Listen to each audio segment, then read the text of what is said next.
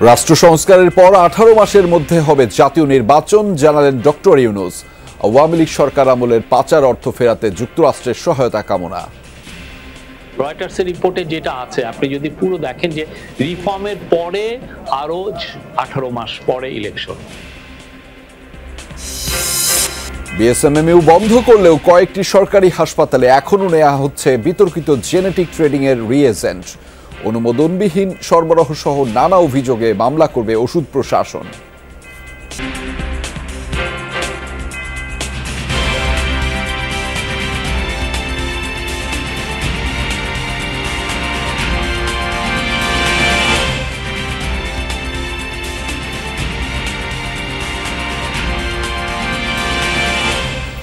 দর্শক, আমন্ত্রণ যমুনা নিউজে, আপনাদের সঙ্গে আছি আমি আহমেদ রেজা।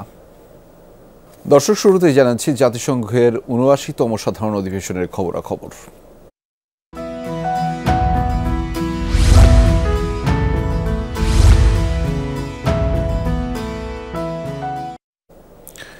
আগামী নির্বাচন কবে হবে তা নিয়ে চলছে জোর আলোচনা। তবে প্রস্তাবিত রাষ্ট্র সংস্কার, নির্বাচন কমিশন পুনর্গঠন এবং হালনাগাদ ভোটার তালিকা শেষ হওয়ার কমপক্ষে 18 মাস পর সাধারণ নির্বাচন অনুষ্ঠিত হতে পারে।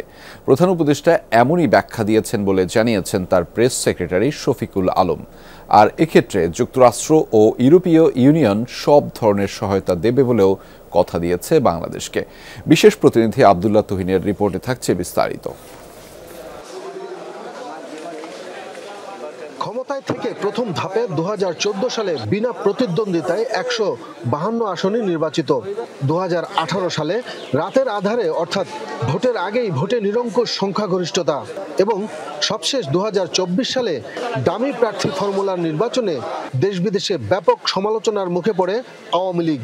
এভাবে ভোটের অধিকার কেড়ে নেয়া এবং মানবাধিকার লঙ্ঘন সহ নানা কারণে ছাত্র জনতার গণ অভ্যুত্থানে শেষমেশ পতন হয় শেখ হাসিনা সরকারের।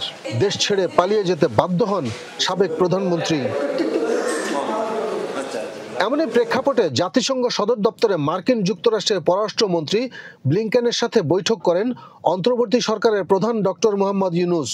নানা বিষয়ের পাশাপাশি আগামী নির্বাচনে বিভিন্ন ক্ষেত্রে সহযোগিতার বিষয় নিয়েও আলোচনা হয় তাদের সাথে।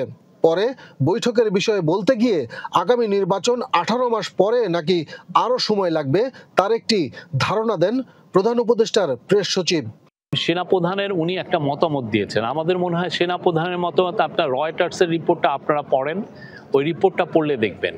হ্যাঁ, রয়টার্সের রিপোর্টে যেটা আছে, আপনি যদি পুরো দেখেন যে রিফর্মের পরে আরো 18 মাস পরে ইলেকশন। তিনি জানান, সুষ্ঠু, অবাধ ও গ্রহণযোগ্য নির্বাচন অনুষ্ঠানে সব ধরনের সহযোগিতার আশ্বাস দিয়েছে মার্কিন পররাষ্ট্রমন্ত্রী। ওরা বাংলাদেশের ইলেকশন রিফর্ম, বাংলাদেশের সমস্ত রিফর্মেই তারা ফুল সাপোর্ট দিবে। আরেকটি সাইডলাইন বৈঠকে যুক্তরাষ্ট্রের মতো একইভাবে গ্রহণযোগ্য নির্বাচন এবং দেশ সংস্কারে ইউরোপীয় ইউনিয়ন বাংলাদেশের পাশে থাকবে বলেও জানান press secretary Shafiqul Alam. Abdullah Tuhin, Jamuna news, জাতিসংঘ সদর দপ্তর, নিউ ইয়র্ক। বিগত ফ্যাসিস্ট সরকারের আমলে লাখো কোটি টাকা লুটপাট, পাচার এবং দুর্নীতিতে ধ্বংস হয়েছিল দেশের অর্থনীতি। সেখান থেকে ঘুরে দাঁড়িয়েছে বাংলাদেশ। নিউ ইয়র্কে ইউএস বাংলা বিজনেস কাউন্সিলে ব্যবসায়ী নেতাদের সাথে বৈঠকে ডক্টর ইউনূস এমন মন্তব্য করে নতুন বাংলাদেশে বেশি বেশি বিনিয়োগ করার আহ্বান জানিয়েছেন। একই দিন সাইডলাইন বৈঠকে দেশ থেকে পাচার হওয়া অর্থ ফিরিয়ে আনতে যুক্তরাষ্ট্রের সহায়তা চেয়েছে বাংলাদেশ। নিউ ইয়র্ক থেকে আরও জানাচ্ছেন বিশেষ প্রতিনিধি আব্দুল্লাহ তুহিন। টানা 15.5 বছরে আওয়ামী লীগ সরকারের আমলে দেশ থেকে পাচার হয়েছে লাখো কোটি টাকা।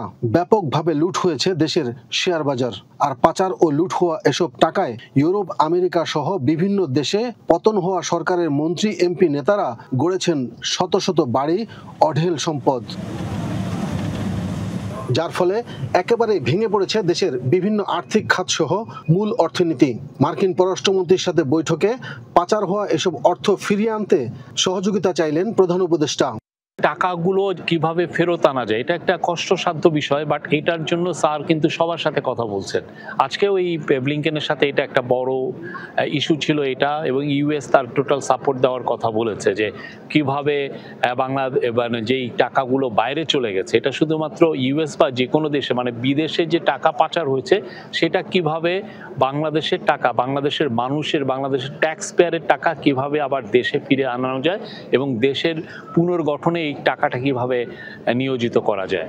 বছরের পর বছর অর্থনৈতিক দুরবস্থার চরম শিকার সাধারণ মানুষ থেকে শুরু করে ছোট বড় ব্যবসায়ীরা। তাদের নানা সমস্যার সম্ভাবনা ও করণীয় ঠিক করতে নিউ ইয়র্কের একটি হোটেলে যুক্তরাষ্ট্র এবং বাংলাদেশি চেম্বার নেতাদের সাথে আলোচনায় বসেন ডক্টর ইউনূস। বড় বড় কোম্পানিগুলো যদি ইনভেস্ট করতে আসে সেই একটা ইনভেস্টের পরিবেশ আমরা তৈরি করব। স্যারের মেসেজটা এটা খুবই পাওয়ারফুল মেসেজ ছিল, এবং সবাইকে বলেছেন বাংলাদেশকে আসেন, ইনভেস্ট করেন, এবং Bangladesh is now ready for like foreign direct investment, billions of dollars. একই দিনে আন্তর্জাতিক অপরাধ আদালতের চিফ প্রসিকিউটরের সাথে বৈঠকে রোহিঙ্গাদের উপর মিয়ানমার সরকারের চালানো গণহত্যার ঘটনায় সবশেষ অবস্থা পর্যালোচনা করেন প্রধান উপদেষ্টা। নিরস্ত্র মানুষদেরকে হত্যা করা হয়েছে, তো সেটার জন্য এটা একটা ক্রাইমস এগেইনস্ট হিউম্যানিটি, এটা এই ধরনের কোনো কেস এটা আইসিসিতে দেওয়া যায় কি না, আইসিসি এটা দিলেও এটার প্রসিডিওরগুলো কি, সেই বিষয়ে জানতে চেয়েছে। জুলাই বিপ্লবে নিরস্ত্র ছাত্র জনতার উপরে আইন শৃঙ্খলা বাহিনী যে নির্বিচার গণহত্যা চালিয়েছিল তার একটি চিত্র তুলে ধরা হয়েছে আইসিসির এই প্রসিকিউটরের সামনে। এমনকি আন্তর্জাতিক অপরাধ ট্রাইব্যুনালে এটি অভিযোগ গঠন করা যায় কিনা, গেলেও সেটা কি প্রক্রিয়ায় গঠন করা যায় সেটা নিয়েও কথা বলেছেন তিনি। আব্দুল্লাহ তুহিন, যমুনা নিউজ, জাতিসংঘ সদর দপ্তর, নিউ ইয়র্ক। অনুমোদন ছাড়া রিএজেন্ট সরবরাহ, মজুদ ও অনিয়ম সহ কয়েকটি অভিযোগে জেনেটিক ট্রেডিংয়ের নামে মামলা করতে যাচ্ছে ওষুধ প্রশাসন অধিদপ্তর। পরিচালক জানিয়েছেন এরই মধ্যে প্রক্রিয়া শেষ হয়েছে। অনিয়মের ঘটনায় জেনেটিকের রিএজেন্ট নেয়া বন্ধ করেছে বিএসএমএমইউ। এখনও নিচ্ছে ক্যান্সার ইনস্টিটিউট, গ্যাস্ট্রোলিভার সহ কয়েকটি সরকারি হাসপাতাল। জেনেটিক ট্রেডিংয়ের অনিয়ম নিয়ে অনুসন্ধানী প্রতিবেদন প্রচার করেছিল যমুনা টেলিভিশন। হাসপাতালে মেয়াদ উত্তীর্ণ রিয়েজেন্ট সরবরাহ নিয়ে প্রতিবেদন প্রচার করে যমুনা টেলিভিশন। মেয়াদ ফুরিয়ে গেলেও নতুন তারিখ বসিয়ে রিয়েজেন্ট সরবরাহ করে আসছিল জেনেটিক ট্রেডিং। খবর প্রচারের পর স্টোর থেকে মালামাল সরিয়ে ফেলে প্রতিষ্ঠানটি। পরে ঔষধ প্রশাসন অধিদপ্তর অভিযানে গেলে জানা যায় কোম্পানির রিয়েজেন্ট সরবরাহের অনুমতি নেই। ওষুধ জব্দ করে কারণ দর্শানোর নোটিশ দেওয়া হয় ব্যবস্থাপনা পরিচালককে। জবাব সন্তোষজনক না হওয়ায় ব্যবস্থা নিতে যাচ্ছে ডিজিডিএ। এটা অফেন্স ওয়াজ কনফার্ম এবং দুটো ধারায় যে তাদের অপরাধ হয়েছে। আপনি জানেন গত বছরে যেটা ঔষধ এবং কসমেটিক্স আইন 2023, এটার 14 ধারায় একটা অপরাধ এবং 22 ধারায় একটা অপরাধ। ডিজিডিএ নীরব কথাটা কিন্তু সঠিক নয়। আসলে এটা দেখেন, মিডিয়া আসলে যে কোনো জিনিস মানুষের নজরে আসে, বিষয়টি এরকম। ঔষধ প্রশাসন অধিদপ্তরের প্রায় প্রতিদিন এই ঢাকা শহরে কোনো না কোনো টিম বের হচ্ছে। ব্যবস্থা নিতে যাচ্ছে বিএসএমএমইউর বায়োকেমিস্ট্রি বিভাগ। সরবরাহ করা মেশিনও ফিরিয়ে দেওয়ার কথা জানিয়েছেন বিভাগের চেয়ারম্যান। জেনেটিকের সমস্ত টেস্টগুলোকে আমি বন্ধ করে দিয়েছি এবং তাদের কাছ থেকে যে সমস্ত রিয়েজেন্টগুলো আমরা নিয়েছিলাম সেই রিয়েজেন্টগুলোকে আমি তাদেরকে আস্তে আস্তে ফেরত দিয়েছি। সিদ্ধান্ত নিয়েছি যে তাদের যে সমস্ত মেশিনগুলো আমার এই ল্যাবের মধ্যে আছে, এই প্রত্যেকটা মেশিন তাদেরকে আমি নিয়ে যাওয়ার জন্য, ফেরত নেওয়ার জন্য আমি অফিসিয়াল প্রক্রিয়া আমি শুরু করেছি। বেশ কয়েক বছর আগে হাসপাতালগুলোকে পরীক্ষার মেশিন বিনামূল্যে সরবরাহ করে জেনেটিক। উদ্দেশ্য ছিল রিয়েজেন্ট সরবরাহ করা। কোটি টাকার বিনিয়োগ ছাড়া মেশিন পেয়ে তার লুফে নেয় সরকারি বেসরকারি হাসপাতাল। সেভাবেই মেশিন নেয় রাজধানীর ক্যান্সার ইনস্টিটিউট। এখানে ইমিউনোলজি বিভাগে কেবল একটি যন্ত্র সচল, সেটি জেনেটিকের। সিএমএসডি কয়েক মাস আগে একটি চাইনিজ মেশিন সরবরাহ করলেও এখনও সচলই হয়নি। লায়াজন এবং লায়াজন এক্সেল দুইটা ইনস্ট্রুমেন্ট, কিন্তু দুইটাই একই কোম্পানির। আচ্ছা, এটা আমাদের আগে থেকে আছে। রিসেন্টলি আমরা আর একটা ইনস্ট্রুমেন্ট পেয়েছি, সেটা এখনও ইনস্টল করা সম্ভব হয়নি। যারা এটা দিয়েছে, এটা সিএমএসডির মাধ্যমে এসেছে, যারা এটা দিয়েছে তারা এখনও এটাকে ইনস্টল করতে পারেনি। এটা ইনস্টল করতে পারলে তখন আমরা এটাও ব্যবহার করতে পারবো। গ্যাস্ট্রোলিভার হাসপাতালে একাধিক মেশিন থাকলেও ব্যবহার করা হচ্ছে জেনেটিকের রিএজেন্ট। কোম্পানির বিরুদ্ধে অনিয়মের অভিযোগ, কোল্ড চেইন মেনটেন না করা, এমনকি লাইসেন্স না থাকার কথাও জানেন হাসপাতালের পরিচালক। তবে এ নিয়ে ক্যামেরায় কথা বলতে রাজি হননি তিনি। রাসেল আহমেদ, যমুনা নিউজ, ঢাকা। শ্রমিক আন্দোলনে উৎপাদন বন্ধের ক্ষতি পুষিয়ে নিতে আজ সাপ্তাহিক ছুটির দিনেও আশুলিয়া শিল্পাঞ্চলে খোলা রয়েছে। 1.5 শতাধিক পোশাক কারখানা রয়েছে সেখানে খোলা। সকালেই শ্রমিকরা কাজে যোগ দিয়েছেন। নিরাপত্তা নিশ্চিতে কাজ করছে শিল্প পুলিশ। বেশ কিছুদিন ধরে আশুলিয়া শিল্পাঞ্চলের বিভিন্ন কারখানায় নানা দাবিতে শ্রমিকরা বিক্ষোভ ও কর্মবিরতি পালন করে আসছিলেন। সম্প্রতি মালিকপক্ষ শ্রমিকদের বেশ কিছু দাবি মেনে নেয়ার ঘোষণা দিলে পরিস্থিতি স্বাভাবিক হয়ে আসতে থাকে। ব্যবস্থাপকরা জানিয়েছেন, যথাসময়ে পণ্য রফতানির চাপ বাড়ছে, তাই উৎপাদন বন্ধের ক্ষতি পুষিয়ে নিতেই ছুটির দিনেও কারখানা খোলা রাখা হয়েছে। এদিকে গাজীপুর শিল্পাঞ্চলেও খোলা রয়েছে বেশ কিছু কারখানা। দীর্ঘ 6 বছর বিদেশে নির্বাসন শেষে দেশে ফিরেছেন দৈনিক আমার দেশ পত্রিকার নির্যাতিত সম্পাদক ডক্টর মাহমুদুর রহমান। সকাল 9:30টার দিকে তুরস্ক থেকে হযরত শাহজালাল বিমানবন্দরে এসে পৌঁছান তিনি। এ সময় তাকে গণসংবর্ধনা দেন তার সহকর্মী, শুভাকাঙ্ক্ষী সহ হাজারো ছাত্র জনতা। মাতৃভূমিতে ফিরে মহান আল্লাহর শুকরিয়া আদায় করেন তিনি। শেখ হাসিনাকে উৎখাত করা সকল বিপ্লবী শহীদদের কথা স্মরণ করে মাহমুদুর রহমান বলেন, তারা আমাদের অনুপ্রেরণা। আবু সাইদ ও মুগ্ধরা বাংলাদেশের বিপ্লবী আইকন। উদ্ভট মামলায় 7 বছরের সাজা দেওয়া হয়েছে উল্লেখ করে আমার দেশ পত্রিকার সম্পাদক বলেন, ওই মামলার বিরুদ্ধে রোববার আদালতে যাবেন তিনি। পরাজিত ফ্যাসিবাদী শেখ হাসিনা বিদেশে বসে ছাত্র জনতার বিপ্লব নস্যাতের ষড়যন্ত্র করছেন বলেও অভিযোগ করেছেন তিনি। বিগত আওয়ামী লীগ সরকার আমার দেশ বন্ধ করার পাশাপাশি মাহমুদুর রহমানকে 39 দিন রিমান্ডে নিয়ে নির্যাতন চালায়।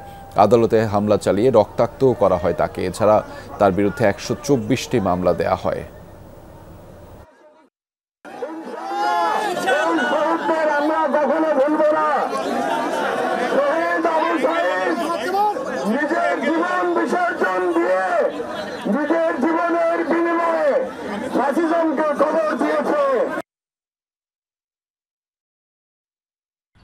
শোনো, খুব ভালো রং দিবা যেন বহুদিন টিকে। রোদ বৃষ্টি ঝড়ে এই অবস্থা না হয়। রেইনবো ওয়েদার কেয়ার আছে না? রেইনবো ওয়েদার কেয়ারে আল্ট্রাভায়োলেট প্রোটেকশন থাকায় রোদ, বৃষ্টি ও তাপে দেয়ালের রং মলিন হয় না, আর বাড়ি থাকে উজ্জ্বল বছরের পর বছর। দেখছেন স্যার, এত বছর পরও রং এখনো চকচকে। হ্যাঁ, তাই তো দেখলাম। ঝড় বৃষ্টি ধুলা ডোন্ট কেয়ার, থাকলে rainbow weather care. Rainbow paints, the colour of joy. দর্শক, এবার জানাচ্ছি বাংলাদেশ ভারত টেস্ট সিরিজের খবরাখবর। কানপুর সিরিজের দ্বিতীয় ও শেষ টেস্টে টসে হেরে ব্যাটিংয়ে নেমেছে বাংলাদেশ। ইসরায়েলি হামলায় ফিলিস্তিনের পর এবার ধ্বংসস্তূপে পরিণত হয়েছে লেবানন। লেবানিজ বেসামরিক প্রতিরক্ষা বাহিনীর প্রকাশ করা এক ভিডিওতে উঠে এসেছে সেই চিত্র। একের পর এক ইসরায়েলি হামলায় বিধ্বস্ত হয়েছে লেবাননের অসংখ্য ভবন, রাস্তাঘাট সহ গুরুত্বপূর্ণ স্থাপনা।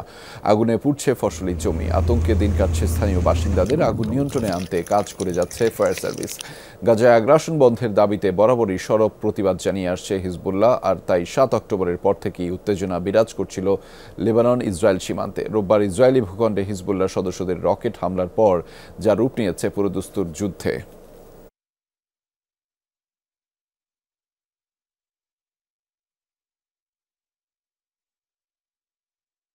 দোনেৎস্কেরও আরও একটি এলাকার নিয়ন্ত্রণ নিয়েছে রাশিয়া। বৃহস্পতিবার এক বিবৃতিতে এমনটাই দাবি করেছে রুশ প্রতিরক্ষা মন্ত্রণালয়। দাবি 24 ঘন্টায় ট্যাঙ্ক, সাজোয়া যান, হুইটজার, ড্রোন সহ ইউক্রেনের বহু সামরিক যান ও অস্ত্রশস্ত্র ধ্বংস করেছে রাশিয়ার সেনারা। পুরোপুরি বিধ্বস্ত হয়েছে কিয়েভের কমপক্ষে 12টি অস্ত্র ঘাঁটি। রুশ সেনাদের সাথে সরাসরি সংঘাতে নিহত হয়েছে ইউক্রেনের বেশ কয়েকজন সৈন্য। বিদ্যুৎ কেন্দ্র, শিল্প অবকাঠামো ও সামরিক বিমানবন্দর ধ্বংসেরও দাবি করেছে রাশিয়া। এদিকে পাল্টা হামলার দাবি করেছে ইউক্রেনও। কিয়েভের ছোড়া প্রায় 1/2 শতাধিক ড্রোন ভূপাতিত করা হয়েছে। ভাষ্য, মস্কোর ফ্রন্টলাইনের শতাধিক স্থানে সরাসরি লড়াই হয়েছে দুপক্ষের মধ্যে। সবচেয়ে তীব্র লড়াই হয়েছে পোকরভস্ক আর কুরাখোভে।